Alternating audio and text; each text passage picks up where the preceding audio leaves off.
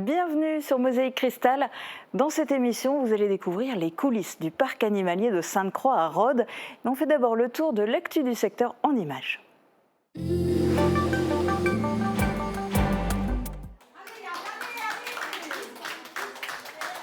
Tous derrière Yann Schrub aux 5000 mètres. Voir un athlète local en finale des Jeux Olympiques, c'est plutôt rare. Alors les habitants d'Arren, son village natal, ont organisé leur comité de soutien. Et après 10 bonnes minutes de suspense...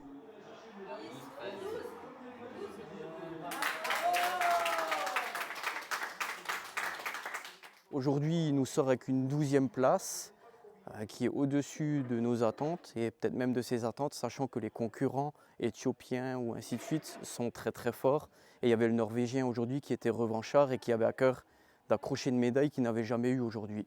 Donc nous sommes tous très fiers de Yann. J'estime qu'au fond, il a très bien géré, parce que comme dit, 10 000 était très compliqué pour lui. Ça se voyait déjà sur son visage dès les premiers tours. Donc je savais dès le départ que ça allait trop vite et qu'il n'y arriverait pas. Et donc, en fin de compte, c'était bien de s'arrêter, vaut mieux, et de se focaliser un peu plus sur le 5000. Et là, je dirais, allez, 12e, c'est très bien. Il a effectué un très beau parcours et il a honoré la France et ainsi que le petit village d'Arren. Je pense que pour lui, ça a été une chance de ne pas terminer le 10 000 mètres parce qu'il a pu se rattraper sur le 5000. Il a fait de très belles prestations. Il a quand même fini dans la deuxième poule, 11e, en ayant un meilleur temps que les premiers de la première poule, ce qui est très honorable. Mais on le connaît de tout petit, je dirais, il arrive à Arren, c'était un tout petit bouchon tout frêle. Et là, voilà, il nous fait des exploits, mais mais exceptionnel, quoi. Ils sont désormais prêts à l'accueillir bras ouverts dès son retour des Jeux Olympiques au lendemain de la cérémonie de clôture. Chaque été, dans les campagnes mosellanes, c'est le même scénario. Les agriculteurs se préparent pour l'un des moments les plus attendus de l'année, la moisson. Sur l'exploitation agricole de la Forge, la moissonneuse-batteuse est de sortie. L'aboutissement d'une année de travail acharné pour les deux frères, Grégory et Jérémy. Le principe de la moisson, c'est de rentrer le grain. Donc là, en l'occurrence, derrière nous, le blé. Le grain, on va le décharger dans une benne. On le ramènera à la coopérative pour faire soit de la farine pour l'alimentation humaine ou des aliments pour le bétail. La moissonneuse-batteuse, en fait, donc le blé est debout, la plante entière. La moissonneuse passe, donc elle coupe la tige au ras du sol. Et donc dans la machine, elle sépare le grain qui va d'un côté, dans une trémie, dans un réservoir, et la paille, donc le reste de la tige qui sort derrière, et c'est ce qu'on voit derrière nous. Cette année, la période de moisson a été compliquée pour les agriculteurs. Alors que celle-ci se termine généralement avant la fin du mois de juillet, les machines sont toujours dans les champs. Les fortes pluies ont retardé le travail et les rendements ont été impactés. Là, il pleut tous les 2-3 jours, c'est compliqué. D'habitude, les moissons sont finies vers le 20 juillet. Et donc là, on est au 4 ou au 5 août et on est encore en train. Normalement, on tourne autour de 7 tonnes, entre 7 tonnes et 7 tonnes et demie par hectare. Et donc là, on est plutôt il nous manque quasiment 1 tonne par hectare. On est plus autour des 6 tonnes et demie par hectare. Donc il manque du grain dans les épis. Le blé n'est pas aussi lourd que prévu. Le grain est plus léger, tout ça dû aux pluies et aux intempéries du printemps. Jérémy et Grégory profitent des quelques jours de soleil pour achever le travail. À quelques kilomètres de là, sur l'exploitation La Chartreuse, le travail de la moisson est terminé. Vient alors la période du déchômage qui vise à préparer les surfaces pour le travail du sol, une étape essentielle pour pouvoir ensuite semer les récoltes. On va déjà travailler le sol, donc soit labourer pour pouvoir enterrer les graines de mauvaises herbes et préparer, donc avoir un lit de semences qu'on appelle pour la prochaine culture.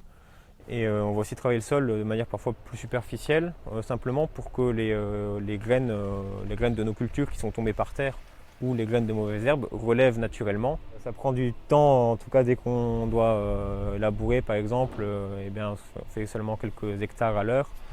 Et ensuite il faut repasser avec une rotative, avec un rouleau. Donc là on a de l'occupation pour tout le mois d'août, ça c'est déjà sûr. Une fois la moisson et le déchômage terminés, les agriculteurs sèmeront les nouvelles récoltes pour l'année prochaine. Orge, colza, blé, maïs. Grégory, Jérémy et Hugo auront de quoi s'occuper. Des vestiges dans le sol de l'Europole 2. Pour autoriser l'installation de plusieurs nouvelles entreprises dans cette zone comme Wirtz, un diagnostic archéologique a été effectué. Diagnostic qui s'est avéré positif, entraînant de fait la nécessité d'ouvrir un chantier de fouilles préventives. Je crois que globalement, c'est une bonne chose, puisque ces fouilles ont été faites sur toutes les phases de l'Europol, sur l'Europol 1 déjà. Ça se poursuit sur l'Europol 2. Ça me semble assez naturel qu'on essaye de retrouver les traces des ancêtres qui habitaient sur le secteur. Donc, parfois, ça peut nous gêner dans la chronologie des travaux que nous avons prévus, provoquer quelques retards. Depuis le 26 juin, une équipe de l'INRAP composée de 6 personnes recherche des vestiges de l'époque gallo-romaine. Et ici, des découvertes intéressantes ont été faites. Les fermes en matériaux périssables, il y en a très peu qui ont été documentées. On sait qu'elles existent, la preuve aujourd'hui. Et c'est en ça que cette fouille est très importante, parce qu'elle permet justement de mettre en évidence différents types de constructions, de fermes faites dans des matériaux différents. Ce chantier doit durer jusqu'à la fin novembre, avant le début du terrassement prévu au printemps prochain. Alors que ces fouilles auraient pu être un frein dans le projet d'aménagement en vue d'accueillir des entreprises, ce n'est finalement pas vraiment le cas. Fin d'année 2023 et le début d'année 2024 a été quand même extrêmement pluvieux et arrosé, comme chacun a pu le constater. Donc les travaux de terrassement sont difficilement engageables dans les conditions de l'année 2024. Donc globalement, le fait de réaliser ces fouilles archéologiques préventives n'ont pas impacté globalement le planning de réalisation de notre opération. Financés par la CASC, ces travaux vont coûter environ 650 000 €. Une aide pouvant atteindre 10% de ce montant, apporté par le Fonds national d'archéologie préventive, est espérée par la communauté d'agglomération. Mais c'est juste le casque, hein. Si tu portes autre chose, quand tu mailles ou l'épée, le dague, le bouclier.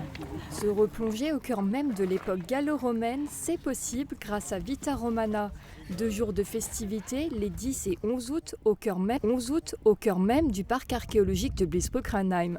Parmi les animations phares de l'événement, la reconstitution de 5 camps romains et gallois. Les enfants peuvent y poser leurs questions, visiter l'intérieur même des campements et même essayer les différentes armures utilisées à l'époque. Cette expérience immersive plaît beaucoup aux enfants, surtout quand ils disent à l'époque comment c'était quoi. Là, le petit truc qui sonne là. C'est des petites clochettes en terre cuite, là. Que ça fait calmer les dieux et pour aussi pour les cérémonies aussi enlever les mauvais esprits. Certains ont profité du village des artisans pour y découvrir les pratiques artisanales ancestrales et confectionner eux-mêmes leurs propres souvenirs. Ce programme familial riche en animation a aussi convaincu ce père de famille à faire le déplacement. Ça s'agrandit de plus en plus. Avant, ça restait plus côté français. Maintenant, ça s'agrandit côté allemand aussi, donc c'est bien. Et puis, ça permet de voir les différents côtés de la frontière, quoi, comment que ça se passe. Et puis, voilà. En plus, maintenant, il y a les JO avec tout à l'heure aux arènes, là. Donc, on verra bien là aussi, parce qu'on voit toujours le côté Astérix et Obélix avec les légionnaires, etc. Là, il y aura plus ce côté sportif, plus, on va dire, le côté civil, entre guillemets, quoi, de la vie à l'époque, quoi. Cette année, vous étiez près de 3500 personnes à franchir les portes du parc pour Vita Romana. C'est un peu moins que l'an passé où le parc archéologique avait enregistré une fréquentation de 4700 personnes. Et bien au-delà de Vita Romana, l'association Vita Futura Bliesbrück-Rheinheim souhaite renforcer la coopération transfrontalière. Concrètement, c'est le Saarpfalzkreis et le département de la Moselle qui viennent de signer une nouvelle convention avec le programme européen Interreg. Cette convention prévoit la réunion des communes de la communauté d'agglomération Sarreguemines-Confluence et du Saarpfalzkreis. Elles feront partie d'une seule et même entité, l'espace franco-allemand du parc archéologique européen de Obispo-Granheim. Cette nouvelle entité territoriale pourra bénéficier d'une enveloppe d'1,9 million d'euros provenant des fonds européens. Cette enveloppe est destinée à financer des projets transfrontaliers comme sur l'écologie, le développement durable, le tourisme culturel ou encore la recherche et les sciences. Un appel à projets sera lancé dès le mois de septembre pour trouver de nouvelles idées de collaboration. Cet appel sera destiné à l'ensemble des communes de cette entité. Au parc de Sainte-Croix, on s'occupe des animaux par tous les temps. Avant d'aller à la rencontre de l'une des soigneuses, on jette un œil à la météo prévue demain. Couverture, crépissage, peinture et isolation. Avec Moder Habitat, votre maison sera belle et confortable par tous les temps.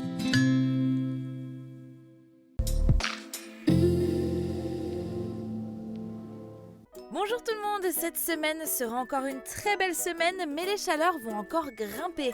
Notre département a été placé en vigilance jaune pour pic de chaleur et canicule, courte mais intense. Pour demain, les températures minimales ne descendront pas sous la barre des 20 degrés et les maximales vont grimper jusqu'à 32 degrés, ressentis 36 sous l'influence du soleil. Demain, nous fêtons les Hippolytes et il fera jour de 6h20 à 20h46. Passez tous encore une belle journée et à demain!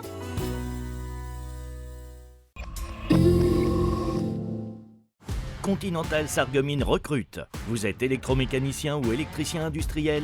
Rejoignez notre équipe au service maintenance pour dépanner, réparer et entretenir des équipements électriques et industriels automatisés. Pour plus d'informations ou pour postuler, déposez votre candidature directement à l'usine ou scannez le QR code suivant. Votre vie locale sportive est sponsorisée par Wellness Wouswiller. Nageur amateur ou confirmé, venez découvrir nos bassins avec turbine de nage à contre-courant intégrée Swimeo, disponible à l'essai.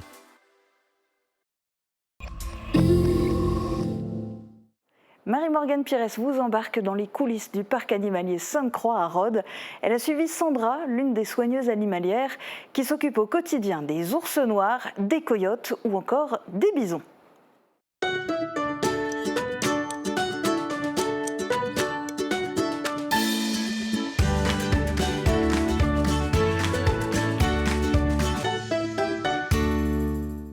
Bonjour à toutes et à tous, je suis ravie de vous retrouver pour ce nouveau numéro en immersion.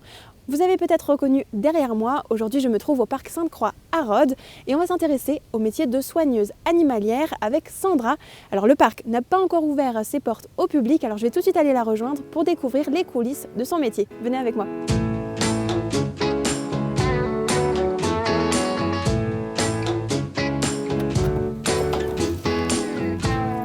Bonjour Sandra. Bonjour. Merci de m'accueillir ce matin pour découvrir votre métier.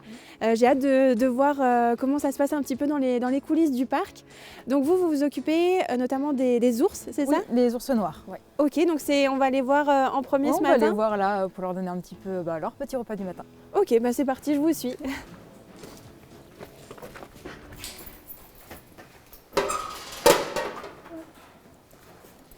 Donc il y a combien d'ours ici?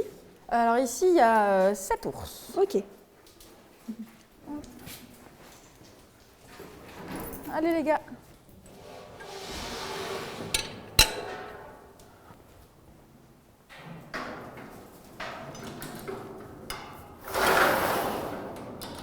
Alors là, on essaye de du coup les enfermer un petit peu au fur et à mesure. Chacun va essayer d'un peu prendre sa place.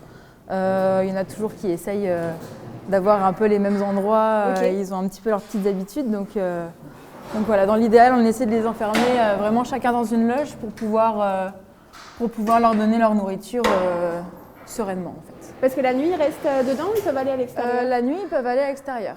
Là, ils savent que c'est l'heure du repas du coup? Oui, ils savent très bien que c'est l'heure du repas. En général, donc, le matin, quand on arrive en voiture, ils reconnaissent le bruit de la voiture. Donc ils savent très bien que ça va être un moment assez sympa pour eux. Donc ils viennent très très facilement, voilà, ils savent qu'il y a le petit déj qui arrive.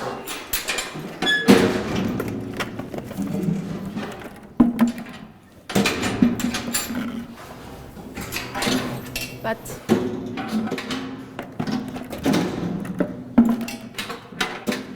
Du coup, j'ai vu, ils ont un mélange de fruits, du poisson aussi, j'ai vu. Alors aujourd'hui, du poisson, on a en général un mélange de fruits, légumes. Ça dépend un peu les proportions en fonction de la saison. Et du coup, aujourd'hui, en plus, ils ont du poisson, donc ils ont un peu de nourriture carnée plusieurs fois par semaine. D'accord. Ça a l'air de leur convenir en tout cas. Oui, ça leur convient. Ils aiment beaucoup ça.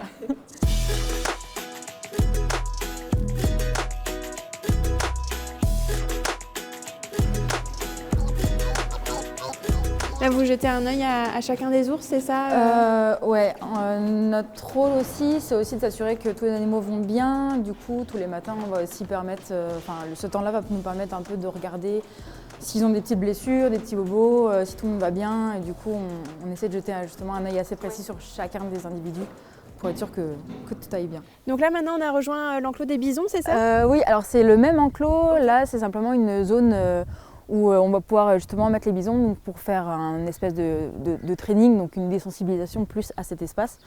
Donc on va les attirer un petit peu avec du grain, ils aiment bien venir en général, donc on va pouvoir un peu les appeler. Hop. Alors, normalement maintenant, ils ont besoin que d'entendre ça. Pour venir, ouais, ils savent. Ils savent aussi, hein, ça les attire.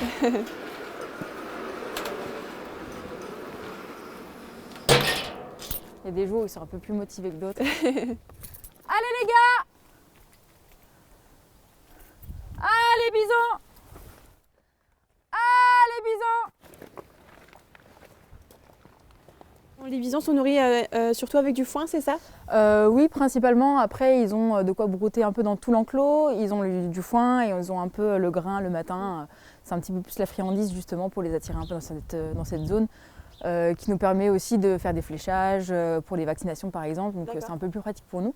Donc le but c'est de maximiser la positivité dans la zone, donc c'est pour ça ils ont un peu des petites friandises. Et avec les ours, la cohabitation se passe bien Ah oui, ça se passe très bien. Ça se passe très bien. Les bisons ils sont quand même très très gros, plus gros que les ours, donc en général chacun a un peu son espace et puis ils vont pas trop se chamailler entre eux. D'accord. Ah, ils arrivent. C'est bien ça? Allez les gars! Et Orson! Ils sont pas pressés. Ouais, et puis au niveau des interactions, du coup, là on a Orson qui... c'est un bison qui est relativement jeune, et voilà, il essaie de s'imposer un petit peu, du coup il se pose vraiment devant son compagnon là-bas. Okay. On voit quand il s'arrête, c'est pour lui dire ne t'approche pas plus. D'accord. C'est moi qui y vais en premier, donc... Allez, Orson! Du coup, pour vous, c'est aussi beaucoup d'observation des animaux pour les comprendre finalement. Ouais, c'est ça. C'est, je dirais même, la base de notre travail. C'est d'être en capacité d'observer au maximum les comportements des animaux pour les connaître, connaître leur personnalité, connaître les interactions aussi entre eux, les liens, et pouvoir déceler justement s'il y a un souci, s'il y en a un qui se sent un peu moins bien, si deux individus aussi ne s'entendent pas forcément ou autre, donc on va essayer d'avoir des points de vigilance comme ça, surtout avec des individus qui s'entendent un petit peu moins. On va par exemple chez les ours les mettre dans des loges qui ne sont pas forcément à côté, ou essayer au maximum de favoriser justement ce que chacun puisse être au mieux. Je vous laisse mettre quelques grains. Oui. On va juste mettre le tuyau comme ça, puis je vous laisse verser dedans. Ça marche. Ouais, il est impatient.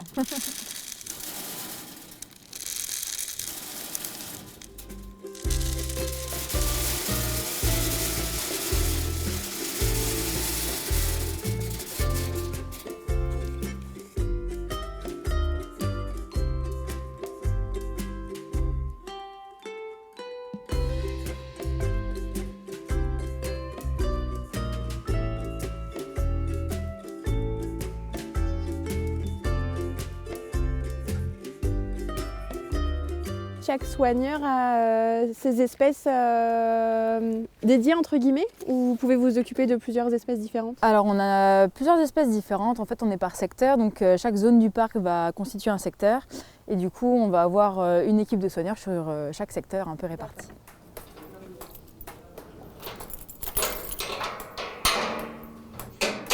Donc là on voit tout est super sécurisé, c'est important j'imagine. Oui, c'est l'un des points les plus importants aussi de notre travail. Outre l'observation, on a aussi la sécurité. On travaille avec des espèces qui sont dangereuses quand même, donc on a vraiment des procédures qui sont faites pour essayer de limiter au maximum les risques d'erreur.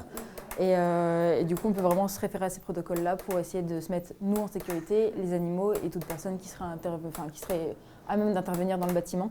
Donc voilà, c'est vraiment des cadenas partout, des loquets, beaucoup de portes à ouvrir, à fermer et surtout un check de sécurité à faire très très régulièrement. Il faut être ultra vigilant en fait, tout vigilant. le long. On ne peut pas se dire « Ah ben mince, j'ai oublié un cadenas ». Non, ça c'est pas possible. Si on a un doute, on n'a pas de doute, c'est-à-dire qu'on vérifie. Il faut pouvoir sortir de son bâtiment en se disant « J'ai aucun doute, je sais que tout est fermé, tout est sécurisé ».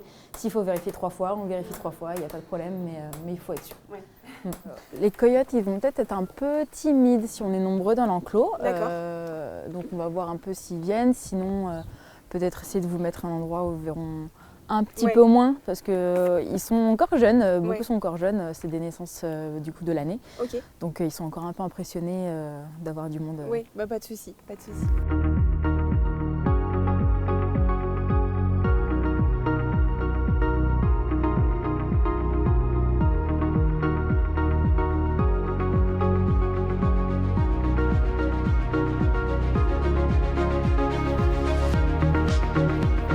Donc là, en fait, c'est un tour que vous faites aussi au quotidien, c'est ça, pour de vérification? C'est ça, c'est un tour de sécurité qui est fait tous les jours pour s'assurer justement qu'il n'y ait pas de problème sur la clôture, que les clôtures électriques sont exemptes de tout problème. Donc on va pouvoir un peu vérifier les grillages là, les clôtures électriques et que justement il n'y ait aucun souci, aucun creusement. Et aucun souci éventuel qui pourrait permettre aux ours éventuellement d'accéder à cette clôture-là. D'accord. Parce que s'ils accèdent à cette clôture, ils arrivent à l'enlever? Ils pourraient l'enlever, oui, effectivement. On a pu déjà le voir ce matin, votre métier demande aussi beaucoup de patience et il faut vivre finalement au rythme des animaux. On a vu là les coyotes, on ne pouvait pas nous s'approcher parce qu'ils avaient un petit peu peur, etc. Faut attendre qu'ils arrivent, c'est ça? Ouais, c'est ça. On travaille avec du vivant et le vivant, c'est plein d'imprévus. Donc on essaye de prévoir au maximum l'imprévu, mais c'est pas toujours possible. Et effectivement, c'est vraiment un jeu de patience. Il faut nous être patients pour qu'eux puissent venir dans de bonnes conditions, qu'ils puissent ne pas se sentir stressés, ne pas se sentir obligés non plus. Donc voilà, il y a un peu cette observation aussi des signes qui nous permettent de dire que voilà, ils sont à l'aise ou pas à l'aise. Et ça nous permet de prendre les bonnes décisions au quotidien par rapport à tout ça.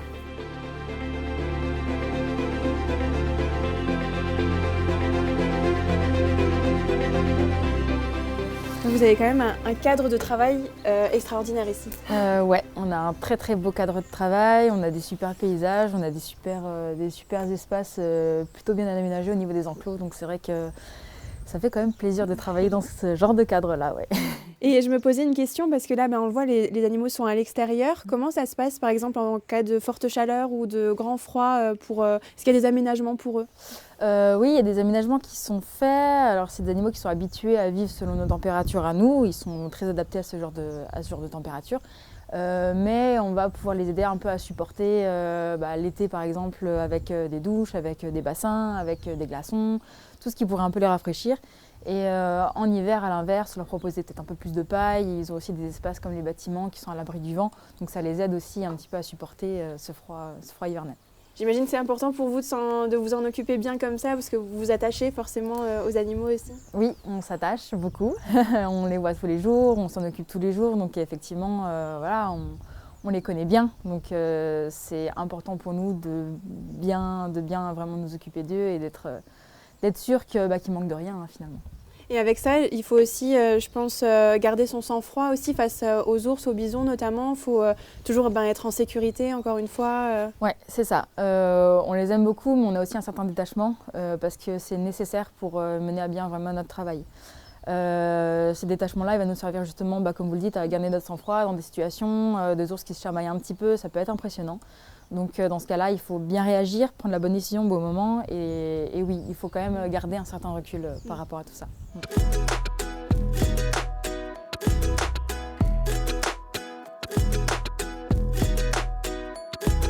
Là maintenant, les ours noirs sont ressortis. C'est le moment maintenant de tout nettoyer, c'est ça? C'est ça. Est-ce que je peux vous donner un petit coup de main? Oui, vous pouvez peut-être nettoyer les gamelles. C'est parti.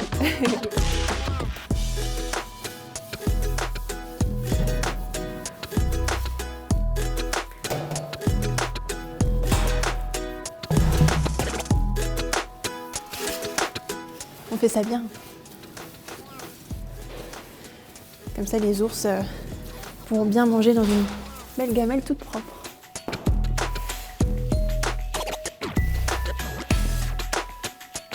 On m'avez dit, il y a de plus en plus de femmes ici dans l'équipe animalière. Oui. Donc ça tend un peu à se féminiser, c'est ça? Oui, globalement, c'est un métier qui était plutôt masculin avant, c'est un métier qui est assez physique.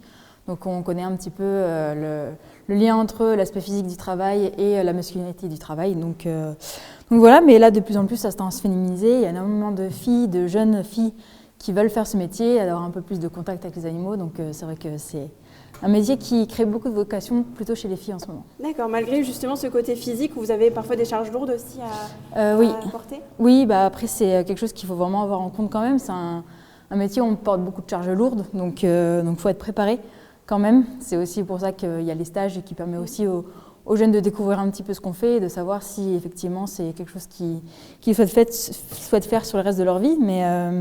Mais oui, on a quand même de plus en plus de jeunes stagiaires motivés féminines. Et justement, ça entre aussi un peu dans tout l'aspect pédagogique que vous amenez ici au parc et dans l'équipe animalière également. Vous voulez justement sensibiliser le jeune public comme le grand public à tout ça. Il y a plusieurs animations, notamment Animalier d'un jour, qui fait un peu ce que je fais aujourd'hui, qui permet de découvrir les coulisses. Il y a des explications aussi au public, c'est important? Oui, c'est important parce qu'on a un public qui... alors certains sont plutôt renseignés et bien connaisseurs, d'autres au contraire sont très novices sur le sujet. Donc c'est important en fait pour nous de présenter les animaux, ce qu'on fait, pourquoi on le fait, de parler de la conservation, de la préservation des espèces, de la préservation de l'environnement de manière générale. Et du coup, notre biais, c'est de passer par...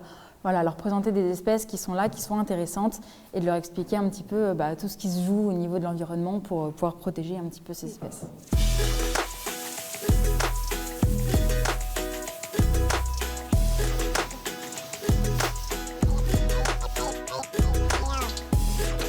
En tout cas, Sandra avait raison quand elle disait que le métier était physique. Bon là, la paille, c'est pas forcément très lourd, mais il y a quand même beaucoup de choses à faire là pour tout nettoyer. Faut de l'énergie, il ne faut pas traîner.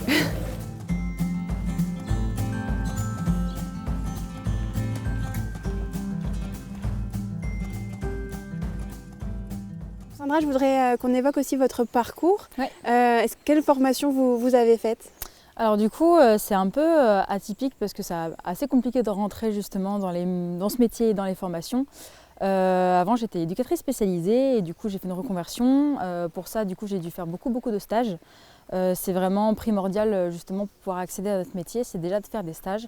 Et ensuite, il y a des écoles qui existent en France où on peut justement apprendre un petit peu les différentes facettes du métier de soigneur. Pour ma part, j'ai fait celle de Carquefou, donc une formation en gros en 1 an où on a un peu moitié-moitié entre des moments de cours et des stages aussi prévus sur les structures. Et ensuite, vous avez été formé spécifiquement aux animaux auxquels vous vous occupez ici au parc? Oui, c'est ça. On a une formation qui est assez générale et ensuite on est vraiment formé directement sur les animaux dont on s'occupe au quotidien.